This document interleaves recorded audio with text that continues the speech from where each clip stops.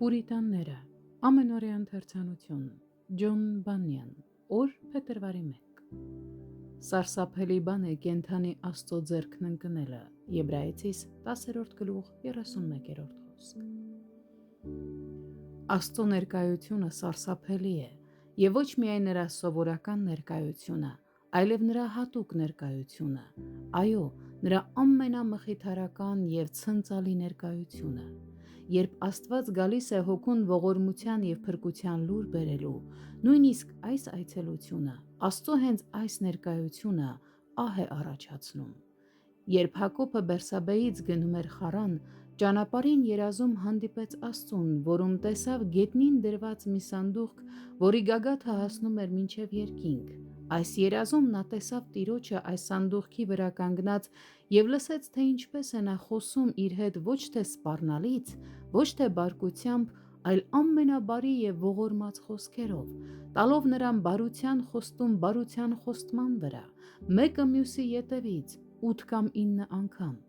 Սակայն երբ նա արթնացավ, այս երկնային տեսիլքում նրան հայտնված ողջ շնորհը չկարողացավ նրան զսպել Աստծո մեծության առջև ահուդողից։ Եվ Հակոբը զարթնեց իր քնիցը եւ ասեց. «Իրավի, Եհովան այստեղ է, եւ ես չգիտեի»։ Եվ վախեց ու ասեց. «Ինչ ահավոր է այստեղը, սա ուրիշ բան չէ, բայց միայն Աստծո տունը, եւ սա է երկնքի դուռը»։ Ծննդոց 28:16-17 խոսքեր։ Մեկ ուրիշ անգամ եւս, այն հիշարժան հանդիպման ժամանակ, երբ Հակոբը Աստծո հետ մարտնչեց, եւ Տերը նրան իշխանի զորություն տվեց, որ կարողանա հաղթել իրեն իսկ, եւ անուն տվեց նրան, որպեսզի այդ անունը հիշելով նա առավել կենդանի կերպով իր մտքում պահի Աստծո բարեհաճությունը, անգամ այդտեղ եւ այդ պահին Աստծո մեծության հանդեպ այնպիսի սարսափ էր իջել նրա վրա, որ նա հեռացավ զարմացած եւ երկյուղած, թե ինչպես էր նրա անձը ողջ մնացել։ Սիրելիներ,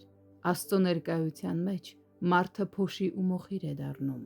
եւ այո, նույնիսկ այն ժամանակ, երբ նա մեզ հայտնում է իրեն փրկության հանդերձներով։